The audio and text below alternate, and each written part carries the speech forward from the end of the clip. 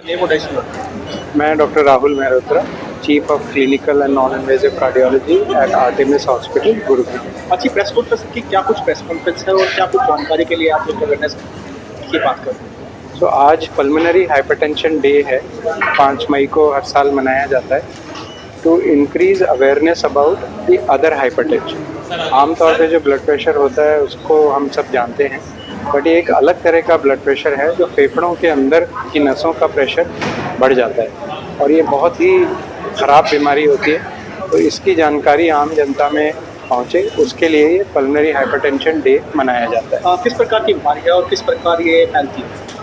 तो कई सारे कारणों से पल्मोनरी हाइपरटेंशन डेवलप होता है, कई बीमारियों के साथ भी आती है, अदरवाइज अपने आप में अलग से भी कई बार पल्मोनरी हाइपरटेंशन की बीमारी आती है। डॉक्टर क्या स्मोकिंग से भी इसका असर पड़ता है? स्मोकिंग से लंग डिजीज़ होती है और लंग डिजीज़ से पल्मोनरी हाइपरटेंशन कुछ परसेंटेज मरीजों में हो सकता है। मैं बात करूँ कितना इफेक्ट बॉडी पर डालता है और क्या फिक्स कोई एज है या परमानेंट किसी भी एज में हो सकता है?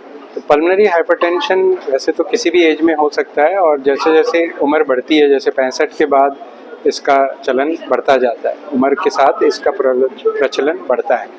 लेकिन कुछ तरह के पीएच हैं जो कम उम्र में ज़्यादा होते हैं, कुछ तरह के पीएच हैं जो नवजात बच्चों में भी होते हैं, कुछ हैं जो यंग लेडीज़ में होते हैं 20 से 40 की उम्र में।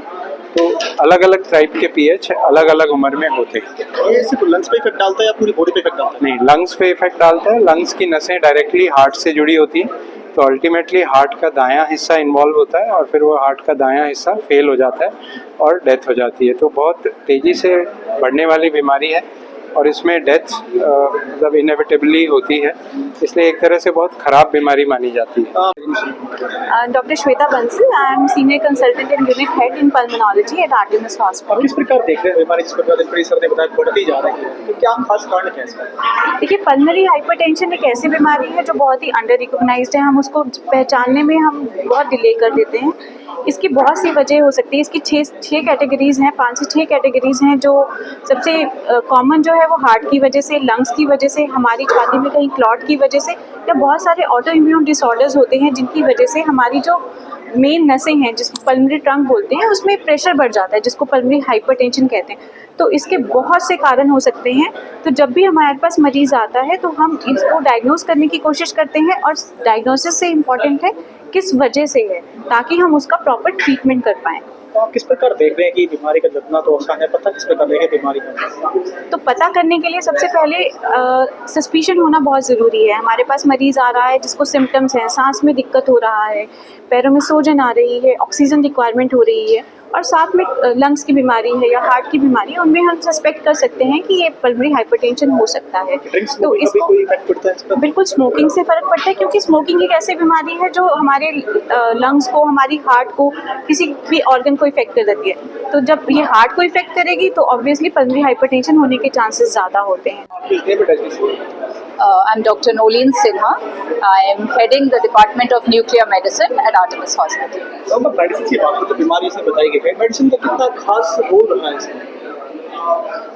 I am dealing with the diagnostic part of it. So today we are talking about pulmonary hypertension.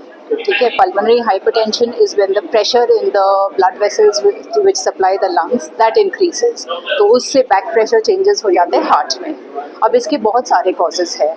One of the causes that we look at, part of it is अगर कुछ chronic blockage है जो पहले से पड़ा हुआ है जिससे ब्लड वेसल्स ब्लॉक हो रहे हैं, और ब्लड वेसल्स जब ब्लॉक हो जाते हैं तो बैक प्रेशर चेंजेस तो आ ही जाते हैं, right? So we are looking at what we call a chronic thromboembolism, pulmonary chronic thromboembolism, which could be a cause of this, and it is a diagnosis which once you make it you can reverse the changes. The pulmonary hypertension can get reversed.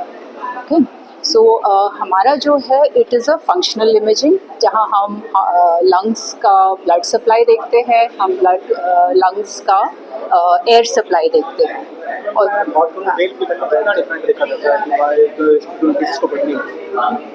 So females में incidence थोड़ा ज़्यादा है। Reason क्या है? The reason our pulmonologist will tell you. Okay, so let's talk about the diagnostic if you don't mind. Okay, okay. हाँ. तो बता दीजिए। हाँ जी, so as I was saying, हम जो कर रहे हैं, it forms a very important part of the diagnostic workup of pulmonary hypertension because it is one of the reversible causes. If you undergo the surgery, you can avoid long-term medication and बहुत सारे causes हैं, पर ये एक cause है जिसको handle कर सकते हैं. Thank you.